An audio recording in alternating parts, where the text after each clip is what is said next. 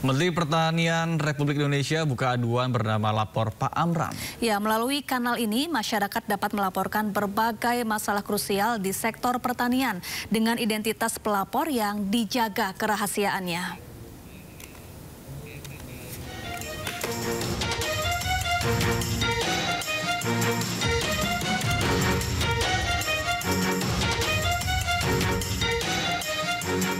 Menteri Pertanian RI Andi Amran Sulaiman meluncurkan kanal aduan masyarakat melalui aplikasi WhatsApp di nomor 0823 1110 9390 bernama Lapor Pak Amran. Layanan ini dibuka sebagai saluran bagi masyarakat, khususnya petani untuk melaporkan berbagai masalah krusial di sektor pertanian. Laporan masyarakat tersebut diantaranya: 1. Kelangkaan atau penyelewengan pupuk.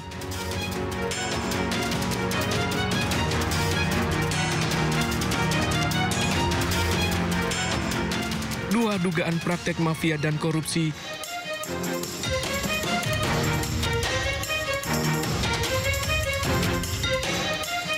3. Masalah terkait traktor dan alat pertanian.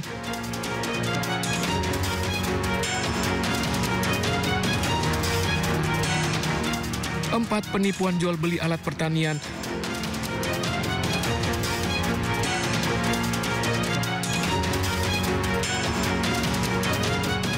5. Pupuk palsu. 6.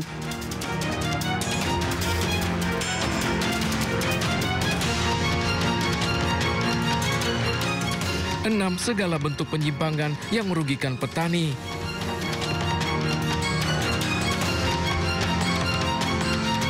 Sebelumnya, Menq RI Purbaya Yudi Sadewa telah meluncurkan layanan pengaduan bernama Lapor Pak Purbaya. Layanan tersebut guna menampung keluhan atau kendala masyarakat terkait bea cukai dan pajak.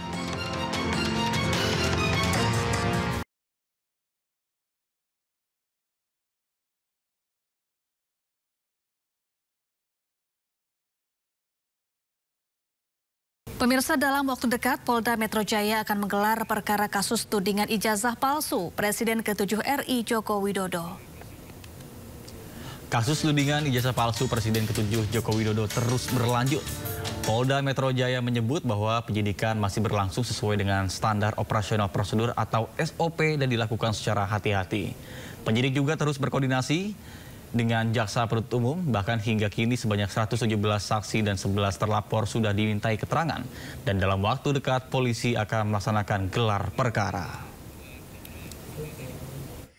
Penyidik telah melakukan pemeriksaan terhadap 4 korban atau pelapor, kemudian 117 saksi, kemudian ada 11 terlapor yang sudah juga diperiksa sebagai saksi di tahap penyidikan. Kemudian ada 1 terlapor inisial ES, itu belum dilakukan pemeriksaan sebagai saksi karena sudah dikirimkan panggilan 2 kali, telah diterima oleh keluarga dan pengacara terlapor, namun tidak hadir dengan alasan sedang sakit keras. Maka dalam waktu dekat juga akan dilaksanakan ekspos atau gelar perkara antara penyidik Subdit Kamnek dengan rekan-rekan dari jaksa penuntut umum di Kejati DKI, ya. Berikut informasi lainnya, pemirsa, puluhan siswa SD di Kabupaten Nias Utara, Sumatera Utara dilarikan ke puskesmas akibat mual dan muntah usai konsumsi MBG. Ya, akibat kejadian ini penyediaan makanan bergizi gratis dihentikan sementara.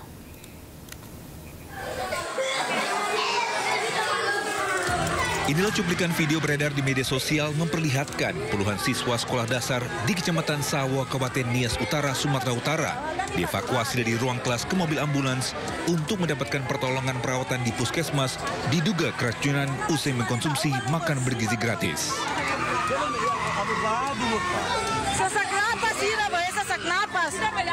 Ada makanan dah. Dalam cuplikan tersebut, terdengar rintihan tangisan dari para siswa menahan kesakitan, mual, dan muntah usai mengkonsumsi makan bergizi gratis. Bukan kali pertama terjadi di sana. Namun beberapa waktu belakangan kejadian serupa kerap dikeluhkan dugaan keracunan akibat MBG ini, sehingga berpotensi jadi momok mengkhawatirkan dari orang tua siswa. Setelah mendapatkan perawatan intensif di Puskesmas Sawo, para siswa yang awalnya mual dan muntah berangsur membaik dan semuanya juga telah kembali ke rumah mereka masing-masing. Saat ini siswa yang 25 orang yang dirawat di Puskesmas Sawo sudah kembali ke rumah masing-masing, dan satu orang lagi dapat info tadi sama kepala SPG-nya bahwasanya sudah pulih kembali. Usai video viral di media sosial, Yayasan Erias Jati penyedia makan bergizi gratis telah dihentikan beroperasi hingga batas waktu yang belum ditentukan. Dari Kepulauan Nias, Sumatera Utara, Iman Jaya Lase, iNews melaporkan. Ya, nah ini lagi-lagi kasus keracunan MBG yang terjadi di beberapa daerah ya. Ya, padahal waktu itu sempat juga ramai di daerah Jawa Barat yang di daerah Kabupaten Bandung ya, yang benar-benar itu Bandung Barat. Bahkan jadi KLB, jadi luar biasa. Bahkan 1000 anak mengalami keracunan dalam satu waktu. Jadi ini menjadi suatu pusat perhatian. Kenapa sih bisa terjadi terus? Jadi diimbau kepada para petugas SPPG untuk lebih memperhatikan lagi kebersihan, keamanan, dan juga kehigienisan, baik itu bahan makanan maupun perkakas memasak ya. Betul, ini semoga aja kedepannya tidak ada lagi kasus-kasus serupa, karena ini menjadi suatu hal yang mengerikan, terutama bagi orang tua yang memiliki anaknya di sekolah, yang seharusnya mendapatkan gizi, justru malah sebaliknya. Iya, jadi semoga ini bisa menemukan solusi dan jalan keluarnya oleh pemerintah. Sampai ada juga yang trauma untuk makan MBG di beberapa sekolah. Nah, itu dia. Jadi karena saking maraknya kejadian ini, sehingga orang tua dan juga bahkan anak sendiri kayak ngerasa takut, ini aman apa enggak sih gitu. Betul. Dan semoga aja ini bisa menjadi perhatian dan segera dituntaskan ya. Semoga nggak ada kasus lainnya. Ya, sementara itu pemirsa, Presiden Prabowo Subianto resmi membentuk tim koordinasi penyelenggaraan program MBG. Ya, tim ini akan mengawal jalannya program MBG supaya tepat sasaran dan juga zero error.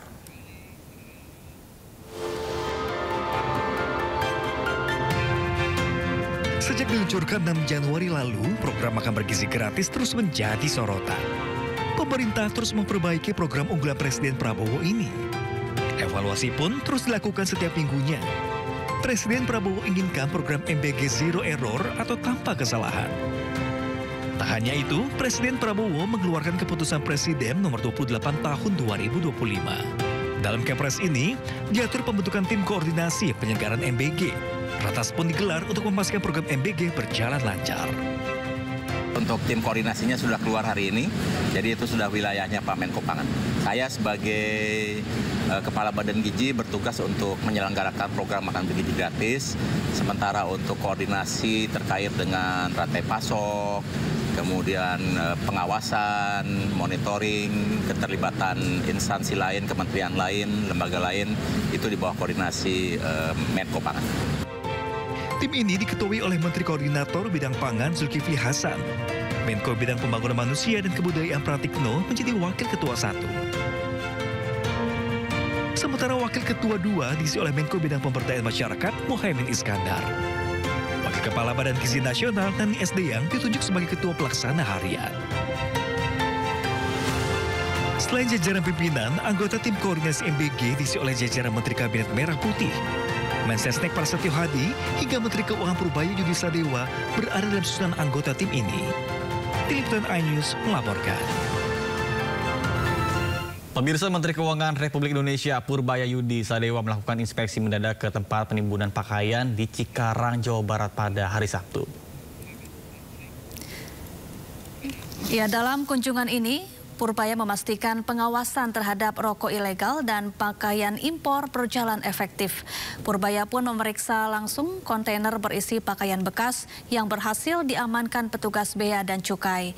Dari hasil sidak kali ini, tidak hanya pakaian bekas, namun juga ditemukan pakaian baru koleksi lama dari luar negeri.